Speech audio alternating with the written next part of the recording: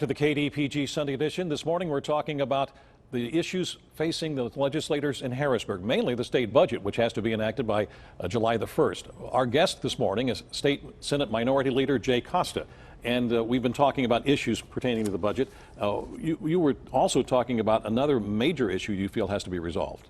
Yeah, I think one of the things that needs to be resolved is the conversation between working to implement a Restore PA program, the program I just mentioned.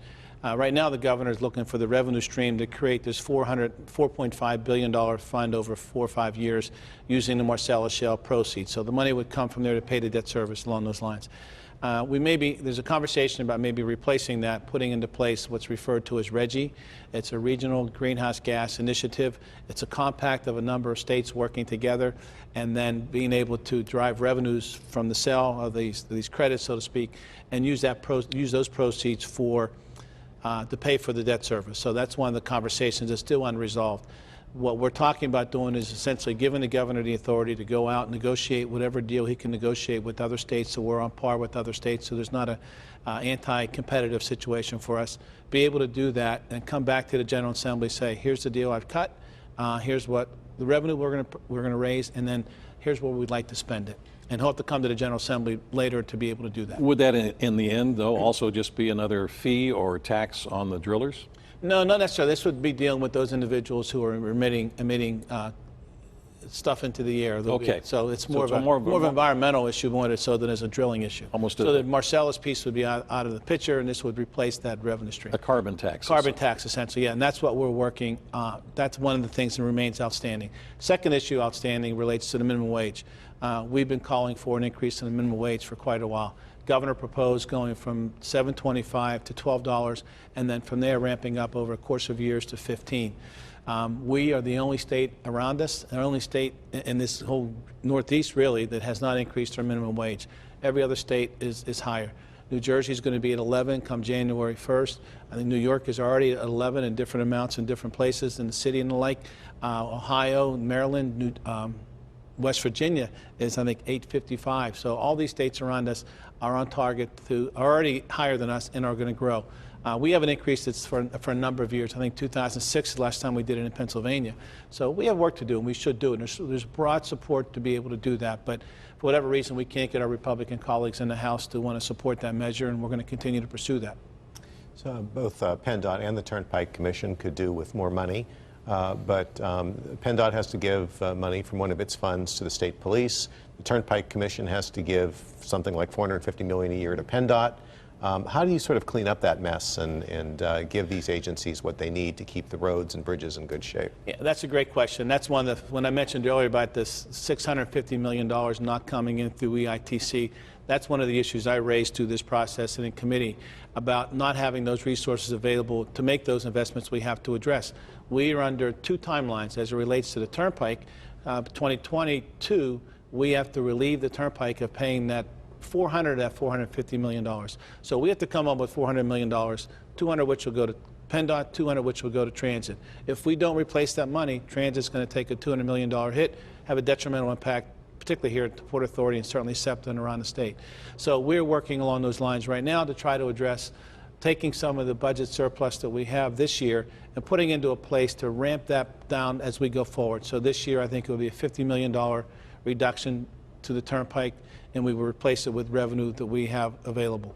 Secondly, we'll go into $200 million and then $100 million, and then we would finally wean ourselves off of that obligation over a period of 3 or 4 years. But as of right now, the Turnpike, there's nothing in place until 2022. So we're working towards that and trying to figure out how to do that from general fund revenues without increasing the gasoline tax or looking at changing registration fees and things of that nature. On the other issue where we're taking money from the motor license fund, the gasoline tax, and then we are then using it to pay the state police. That number had peaked at about $800 million. We are working to ramp that back down to capping it at $500 million. There's a movement to maybe accelerate that rate of $30 million a year over the next several years. So we may do more there in that space as well. But we recognize that that's a major problem we have going forward. Between the two, it's about $700 million that we have to go figure out. So we now need to, we want to be able to factor that into some of our revenue or not our revenue, our expenditure side is some of our cost to carry, things we have to carry from year to year. We need to factor that into that mix, and that's, I think, what we're going to try to do. There are a lot of other things the legislature deals with, the state senate especially, that are not necessarily budget related, that have to do with people's lives. And one of the things you have going on now is a victims' rights amendment you'd like to see passed. What is that? So this, I believe we did pass it last week. Okay. It is a measure that will provide for a constitutional amendment, so the people of the Commonwealth will have an opportunity to vote on it, and would provide victims with a sort of set out, enumerated rights that they would have as it relates to their role in terms of parole hearings, for example, or other type of proceedings. It lays out a series of rights that they would enjoy, that are somewhat there, but they're not really embedded into our Constitution. I think that's what this really does. This is what the Marsy's Law, as they call it? Marsy's Law, yes. Yeah, and that came about because there was not necessarily here. Someone's daughter was killed, and they ran into the alleged killer in a grocery store, had no idea that he had been let out. Yeah, I think there have been, in many states and in Pennsylvania, to some degree, there have been a lack of appropriate communication with many of the victims or victims' families, and I think this is an attempt to address that, and I think it probably received pretty close to bipartisan or unanimous support in both instances, both the last session and this session. As you well know, the city was on edge because of the Antoine Rose shooting and killing by a police officer, East Pittsburgh. There have been calls for the legislature to try to do something to make sure that police officers are trained correctly. And a lot of people felt that the training was lacking in this particular case. Is the legislature going to do anything?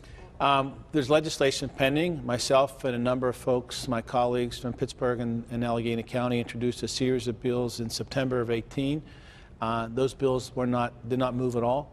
We came back and introduced them again earlier this year, and we're not able to get support from the other side of the aisle to advance those measures right now. But there are about 5 or 6 different bills that both have been introduced in the House and in the Senate to address a broad variety of what I'll call police accountability and community relations type. What's the reason for the opposition from the other side? Well, I think some of the organizations have a strong working relationship with members of the other side of the aisle. There's concern about the scope of, for example, on the training side, we've asked a number of things be done in training. The legislation I've introduced would amend what's called the MOPEC, or the Municipal Officers Police Education Training Act, to require additional training in a variety of different ways. Anti-bias, different types of training along the lines of de-escalation training along those lines, things like that.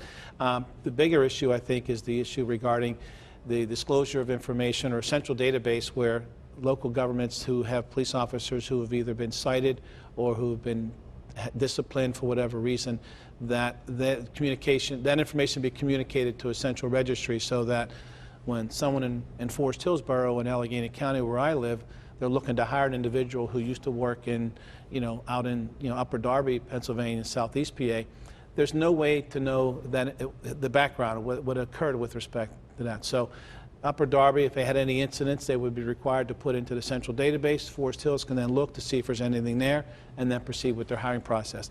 That doesn't exist now, and that didn't exist with respect to the officer who was hired by East Pittsburgh. Unfortunately, there were some incidents in this past that I think may or may not have weighed in their decision making, but they had no knowledge of some of these things, and I think that's what our intent is, so people know. We do that now, I think, with our educators.